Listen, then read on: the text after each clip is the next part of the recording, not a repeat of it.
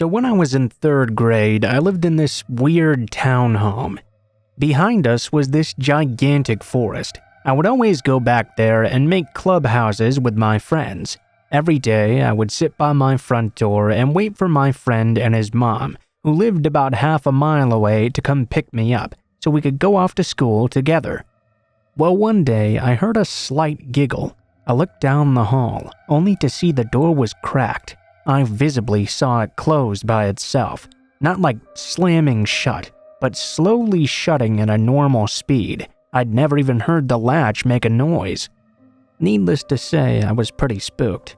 About a week later, my mom made me clean the house out, and while I was vacuuming, I suddenly hit something underneath the couch. I looked down underneath only to see a pizza box with only one slice left.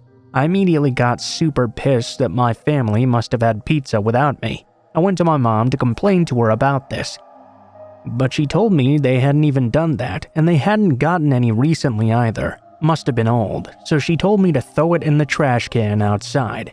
I didn't really think anything of it. A few days went by. I was waiting by the front door for my friend and his mom when I thought I could hear something coming from in my mom's room. I went to go check it out. Immediately though, I got really scared and couldn't bring myself to open the door. Instead, I pressed my ear up to it to see if there was in fact anything I could hear going on.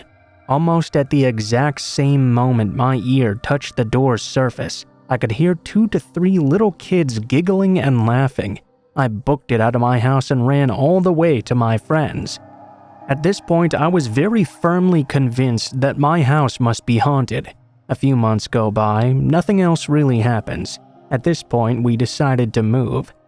Well, as we were moving, we go into the attic to grab some of the stuff we'd put in there and never saw again until we decided to move. What we found hidden inside was insane. There was tons of video equipment and cords running all throughout the attic, as well as a mattress and loads of food. It turns out somebody had been watching us from our attic. We later found out it was our neighbor, who'd told us when we moved in that he would change our locks for free. He happened to be a locksmith. In fact, he had actually been living up there ever since. We found some of his clothes we had seen him wearing around before. He had cameras set up to watch us shower, and even his own set of keys to our house. After I found this out, I immediately discredited that pizza box as being from a ghost or just old food. Adult me thinks it was him screwing with me by closing the door shut like that, and then playing an audio of kids laughing. I'll never know though if those 2 last things were him or not. Even if they weren't, I feel like finding out he was creeping on us from the attic the entire time is a lot scarier than some giggling ghost children.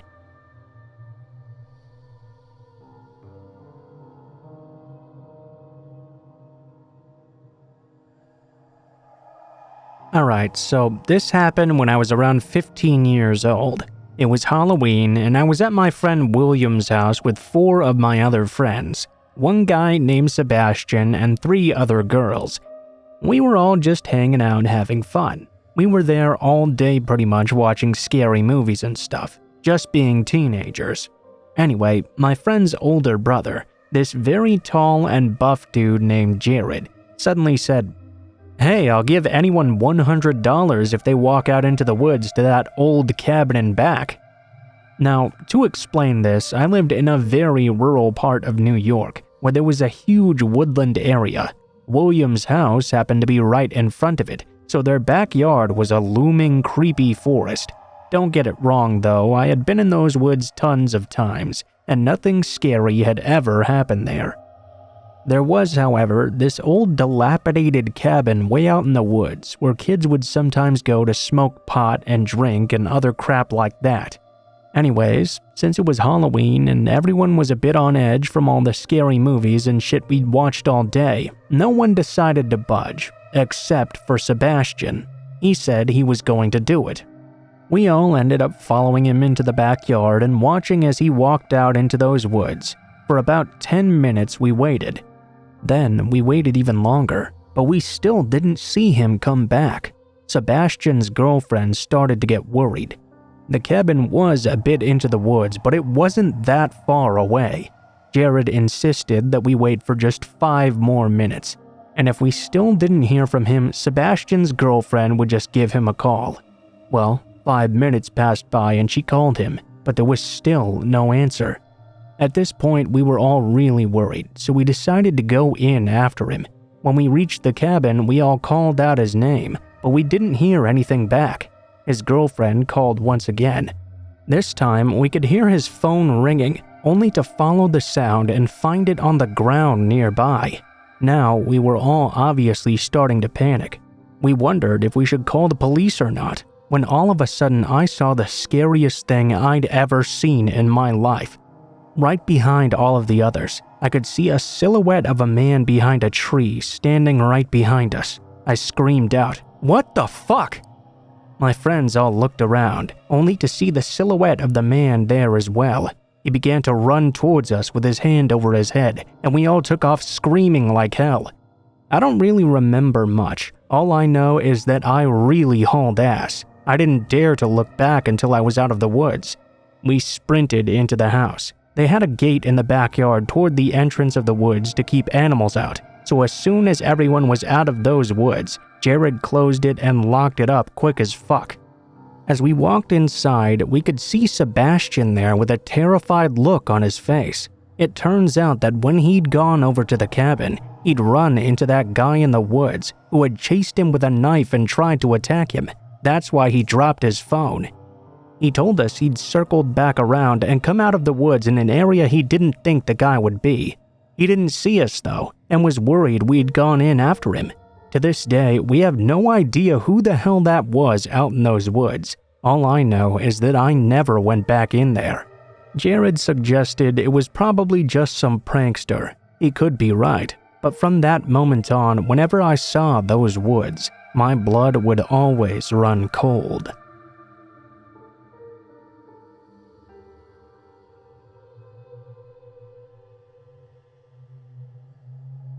Senior year of high school, and I'm a 6'2" athlete, so very little usually scares me. This experience had me terrified though. So one of my classes took a trip to Boston, and we went to Quincy Market for lunch and shopping for a few hours. I left my friends to go to the bathroom and use a urinal. As I did though, suddenly I noticed this one guy in particular was watching me intently while he was drying his hands. I went to wash my hands as well, and he walked past me and went to the urinal for some reason. He had walked up right behind me, so I thought at first he must have been unstealthily trying to pickpocket me or something. I looked up to see he was standing at the urinal and had his head turned to the side staring at me. Then, when I left, he followed me out. I have very good situational awareness, so I know about looking in windows and figuring out if someone is tailing you from the reflection. Well, I walked around the market multiple times and through the crowds inside as well. I kept a fierce eye out on him and stayed in very crowded areas the entire time. Everywhere I would go though, I would see him there. His head was turned to the side like he was looking into a store window, but I could see his eyes were turned towards me. The man followed me for 10 minutes, doing this until I went inside a clothing store. I ended up heading to the back of the store, and he still followed me inside. I ducked down behind some clothes and darted for the exit when I thought he wasn't looking. After I got out, I had finally lost him. I found my friends and was telling them what had happened. Suddenly though, I look out into the big open part of the market, only to see there was no one there except that guy once again, walking straight at me this time, with his head turned like he wasn't trying to look at me. I pointed him out and said very loudly, "Hey, that guy's following me!" The man now looked straight at me with a shocked look on his face, like he hadn't realized the entire time that I knew he was doing this.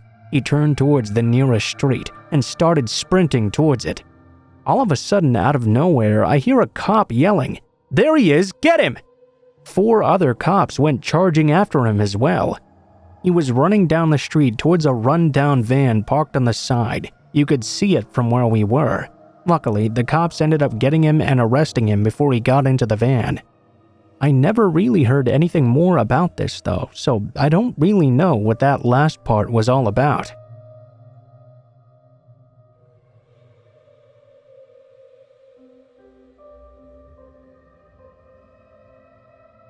My scariest story takes place over multiple years of my life. The shortest explanation is that my brother developed schizophrenia when I was about 13 years old, and he went undiagnosed for a few years. Well, apparently, many of his hallucinations didn't like me at all. I even had to sleep with a knife under my pillow after one particularly terrifying event. I have a few scattered journal entries here and there, and I'm piecing together my memories as best I can. Hopefully, I can flesh it out and make a good story. After he was finally diagnosed, the hospital cleared him, and the new medication they put him on seemed to be working. He was deemed fit to return home. By no means was he considered normal yet. In fact, he barely even acted human sometimes. It was always a rule that if someone was going out and that would leave my brother and I alone together, I would be offered a ride somewhere else where I could spend the day. My mom was the first to slowly retreat from this idea. After all, if he didn't have to be hospitalized anymore, she decided he must be okay. My dad, though, saw the toll everything had taken on me. I had been missing school, I'd lost significant weight, and had, for whatever reason, grown more accustomed to sleeping on the floor under a towel than on my own bed. It was like my life was being sapped away from me, and I had no motivation. I barely even wanted to leave my room. This really upset my dad. So it was that through his arrangements, someone I used to be close with would spend the night with me from then on. Our parents worked together. Bailey's mom was on my dad's crew. She knew some of what was going on, and I think she felt really bad for me. I was actually surprised she agreed to my dad's idea, but I was pleased nonetheless that a good friend would be spending the night after the initial testing period of my brother's new medication, where upon completion the schizophrenia would hopefully be considered repressed, and it would be relatively safe to be around him once more. I always thought it was kind of funny how he was considered unsafe but still lived with us instead of staying in the hospital. No teenager should be so ready to accept that at any moment one of the others living in the house could snap and decide to kill them. And yet my life had turned into gripping the handle of the knife I slept with to comfort me as I slept. The night of the sleepover eventually came upon us, with no major hitches.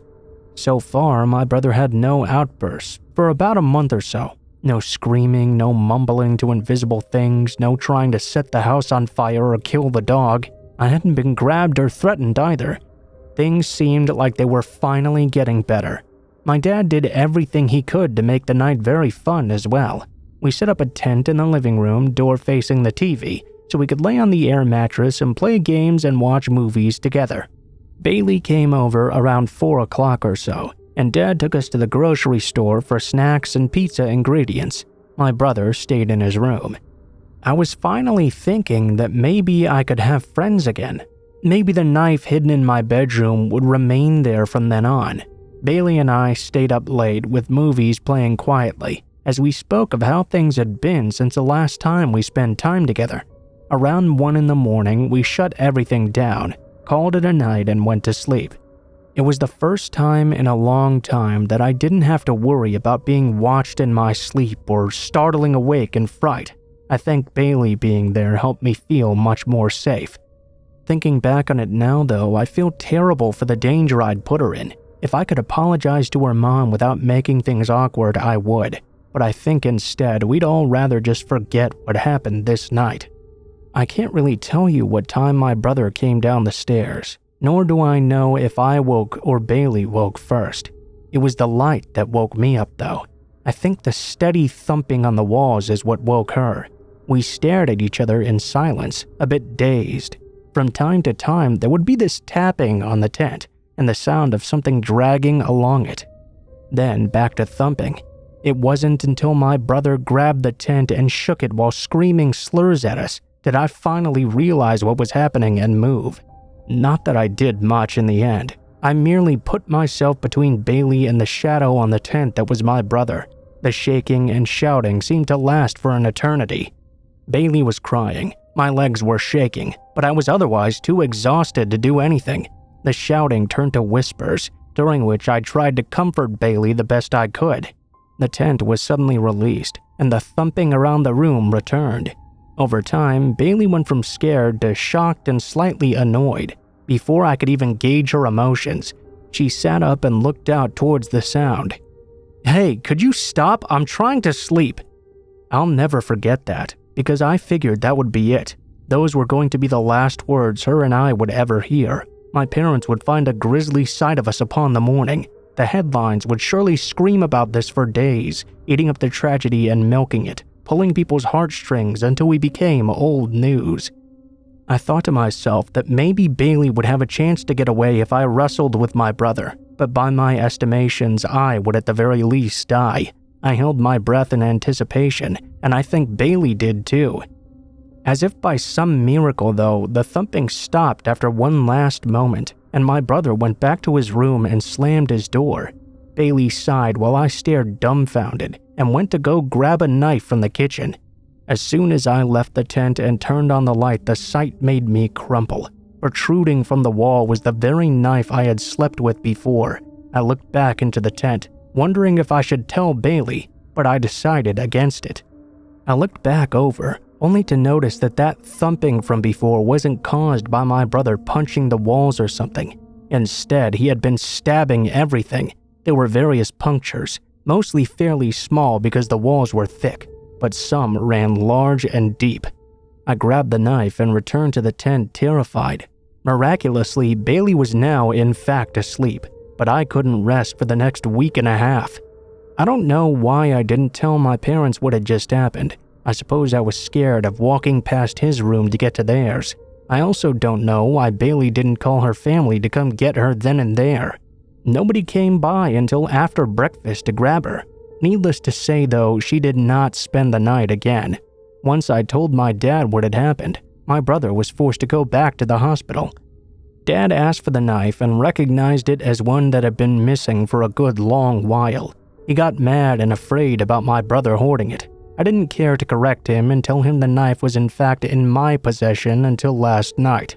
The marks from the night are still there in the walls as if taunting me, and I never had another friend spend the night again.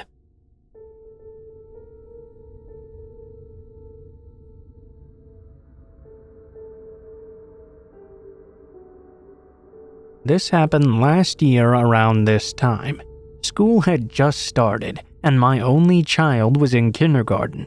She had only been in school for a few days, and we lived in a rural area, so we only had one car. This meant in the mornings we, my daughter, her dad, and I, would get up and take her dad to work. Then my daughter and I would come home and get her ready for school. Because we live on a rural dead-end dirt road, we have to drive about half a mile down to the main road where her bus picks her up. Everything was fine that morning. I got her on the bus and headed back home. I had the day off work. I only work part-time, so days off in the middle of the week was pretty normal for me. Anyway, I was doing some house cleaning and putting away some laundry. I went into my daughter's room and started to hang up some of the clothes in her closet. I had the TV on in the living room, watching it from her room, when I suddenly heard what sounded like a muffled, soft cough. I froze immediately. I had no idea what the fuck that was or where it had come from, and I had no idea what to do either. I was just sort of standing there almost paralyzed. My mind was racing. Maybe the cat outside her window had just hacked up a hairball. Perhaps I was just going crazy. Maybe it had come from the TV. I mean, it must have been the TV, right? Yeah, it's probably nothing. At this point, I was still standing in the middle of her room holding a shirt and hanger, not moving a single muscle. I really didn't know what to do in this situation. I thought maybe I should head next door and have my father-in-law check it out for me. After a few more moments of waiting, I just yelled, fuck it. I dropped the shirt and hanger and took off running to the next house over. Luckily, my in-laws lived in the house right next door, which was only about a football field away. My father-in-law was also on disability, so he was almost always home. He was in his mid-60s and on an oxygen tank most of the time, so I don't really know what I thought he could do to help me, but I just really was freaked out. I didn't want to be alone. Plus, he was a hunter, and hunters had guns. I was running faster than I'd ever run before across our yards. I burst through his back door screaming his name. He walked out of the kitchen looking extremely annoyed that I just scared the crap out of him. I was on the verge of tears, trying to tell him something was going on at my house. I was talking so fast though that he couldn't really figure out what I was saying. He did his best to calm me down, and I told him I thought someone might be in the house. He asked me if I was sure, and I said yes. I begged him to come over with me and help me check it out. He agreed and grabbed his gun. We hopped in his truck and drove over to my house. I waited inside the truck with the doors locked while he went inside. I was freaking out looking all around me. He was in there for what seemed like forever. He finally came out and asked if I'd left a pack of Newports in her room right near her bed on the floor. I told him no, those weren't mine. His eyes got huge, and he had a real panicked look on his face. Now he told me to stay in the truck and call the cops. He handed me his phone, and I called 911. The lady said we'd have to wait for the state troopers because we didn't live in town. They seriously took like an hour just to get out to us. In the meantime, I had already called my husband at work. He called his brother to come and pick him up. He didn't work far from home, so it only took about 20 minutes for them to show up. My father-in-law, my husband, and his brother were all now walking around the woods that surrounded the houses. Nothing. There wasn't anyone around besides us. After a while, the state trooper showed up and took a look around. He didn't find anything either, but he did take the pack of cigarettes. I guess possibly as evidence and taking my statement, along with my father-in-law's statement as well. He told us there wasn't really anything he could do. I couldn't tell him what the person looked like because I hadn't actually seen the guy. There was nothing to go on, just a sound I heard and some smokes on the floor. Nothing was missing from the house. There wasn't anyone there now too, and it didn't look like forced entry either. Fuck me hard. Of course there wasn't going to be forced entry. We live in the middle of fucking nowhere. Why the hell would I lock my door when I leave to go somewhere? I felt like such an idiot, but nobody locked their doors around here. I didn't even have a key for the door on my keyring. After the trooper left, my father-in-law gave my husband the gun to hold just in case the guy came back. My husband and brother-in-law changed all the locks on all the doors that day, and now we keep a key on our key rings and keep the doors locked at all times. We didn't take our daughter out of school that day. She was only 5 and we thought it would just stress her out. We did let the school know though to be on the lookout for weird activity and had a talk with our daughter about stranger danger and what to do if she saw someone in the house she didn't know. I did have her sleep in our bed for a few weeks, but she seemed like she wanted to go back to her room because she was not a baby anymore. And that's it. Life moved on and nothing weird happened since. We didn't hear back from the trooper and we never had another incident again like that either. I have no idea what this person was doing. I don't know if they were after me or my daughter or if they just took the opportunity to try and rob us. Nothing was gone though, so I don't think I'll ever know.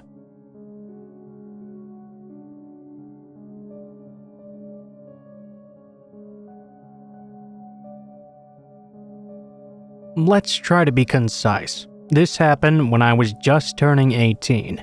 I had met a guy online that had agreed to meet me in public.